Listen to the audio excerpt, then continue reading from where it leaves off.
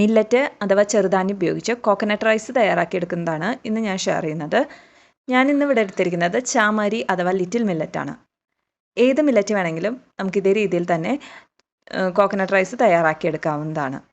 ആദ്യം തന്നെ ചാമാരി എടുത്ത് ഒന്ന് കഴുകിയെടുത്തതിന് ശേഷം അതിലേക്ക് വെള്ളം ചേർത്ത് നമ്മൾ കുതിർക്കാനായിട്ട് വെക്കണം. ഇതിപ്പോൾ 1 കപ്പ് ചാമാരിയാണ് ഞാൻ എടുത്തിരിക്കുന്നത്. ഇതിലേക്ക് 2 കപ്പ് വെള്ളം ചേർത്ത് 6 മുതൽ 8 മണിക്കൂർ വരെ ഞാൻ കുതിർത്തെടുത്തതാണ്. ഞാനിത് കോപ്പർ പാത്രത്തിൽ സൂക്ഷിച്ച വെള്ളമാണ്. ഇനി ഇതിലേക്ക് ഞാൻ വേവിക്കാൻ ഉപയോഗിച്ച 2 കപ്പ് വെള്ളം ചേർത്ത് കൊടുത്തു. ഇനി ഏറ്റവും ലോ ഫ്ലെയിമിൽ വെച്ചിട്ട് വേണം നമ്മളിത് കുക്ക് ചെയ്തെടുക്കാൻ. അപ്പോൾ ആദ്യം നമുക്കിതൊന്ന് അടച്ചു വെച്ച് ഈ വെള്ളം തിളയ്ക്കാൻ അനുവദിക്കാം.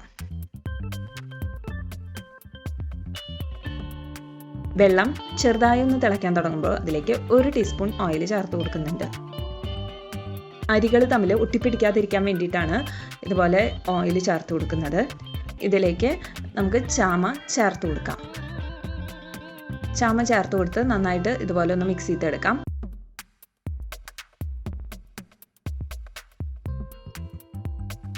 ഇനി ഇത് ഏറ്റവും കുറഞ്ഞ തീയിൽ വെച്ചിട്ട് വേണം ഒന്ന് വേവിച്ചെടുക്കാൻ. അപ്പോൾ ഒരു അടപ്പ് കൊണ്ട് അടച്ച് ഇതുപോലെ ഒന്ന് വേവിച്ചെടുക്കാം.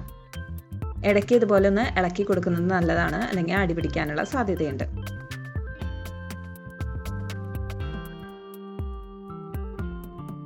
പതിനഞ്ച് മുതൽ 20 മിനിറ്റ് വരെ എടുക്കും. നമ്മുടെ ഗ്യാസിൻ്റെ ഫ്ലെയിമൊക്കെ അനുസരിച്ചിരിക്കും. ലോ ഫ്ലെയിമിൽ ഇടാനായിട്ട് ശ്രദ്ധിക്കുക. ഇതിപ്പോൾ ഒരുവിധം വെള്ളം വറ്റി വന്നിട്ടുണ്ട്. കുറച്ചും കൂടി ഒന്ന് വെള്ളം വറ്റി കഴിയുമ്പോൾ നമുക്കിത് ഓഫ് ചെയ്ത് വെക്കാം. അപ്പോൾ ഞാനിത് ഒന്നുകൂടി ഒന്ന് അടച്ച് വെക്കുകയാണ്. 2 മിനിറ്റ് കഴിയുമ്പോൾ നമുക്കൊന്ന് ചെക്ക് ചെയ്ത് നോക്കാം. ഇപ്പോൾ 2 മിനിറ്റ് കഴിഞ്ഞു, ഒരുവിധം വെള്ളം വറ്റി വന്നു.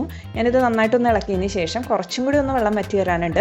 ഇപ്പോൾ കാണുമ്പോൾ നമുക്ക് നല്ല ഒട്ടിയിരിക്കുന്ന മാതിരി തോന്നും. അത് നന്നായി ചൂടാറി വരുമ്പോൾ കറക്റ്റായിട്ട് വരും. അപ്പോൾ ഈ ഒരു സമയത്ത് ഞാൻ ഗ്യാസ് ഓഫ് ചെയ്തിട്ട് നന്നായിട്ടൊന്ന് 10 മിനിറ്റ് ഇത് അടച്ച് വെക്കുകയാണ്. 10 മിനിറ്റ് കഴിഞ്ഞു. ഞാനിത് ഒരു ഫോർക്ക് ഉപയോഗിച്ച് ഇതുപോലെ ഒന്ന് മിക്സ് ചെയ്തെടുക്കുകയാണ്.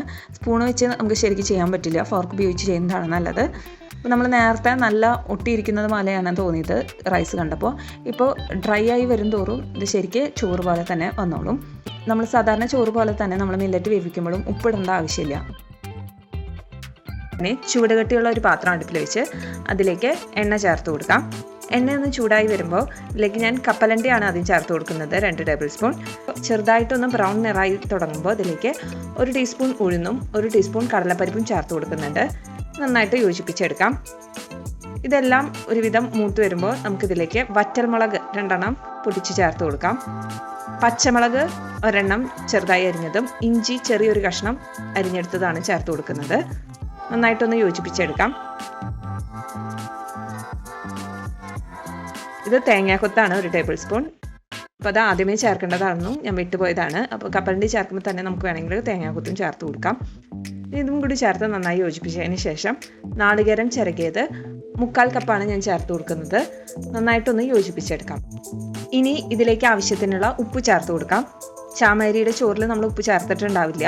അപ്പോൾ അതും കൂടി കണക്കാക്കിയിട്ട് വേണം നമ്മൾ ഉപ്പ് ചേർത്ത് കൊടുക്കാൻ. നന്നായി ഒന്ന് യോജിപ്പിച്ചെടുത്തതിന് ശേഷം വേവിച്ച് വെച്ചിരിക്കുന്ന ചാമരി ചേർത്ത് കൊടുക്കണം. ചാമരി ചൂടാറിയതിന് ശേഷം വേണം നമ്മളിതിലേക്ക് ചേർത്ത് കൊടുക്കാൻ.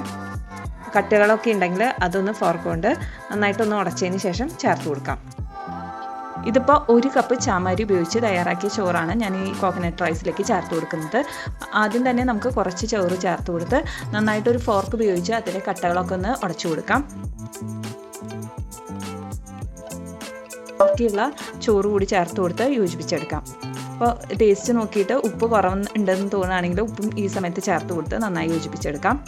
അങ്ങനെ മില്ലറ്റ് ഉപയോഗിച്ചിട്ടുള്ള കോക്കനട്ട് റൈസ് തയ്യാറായിട്ടുണ്ട്.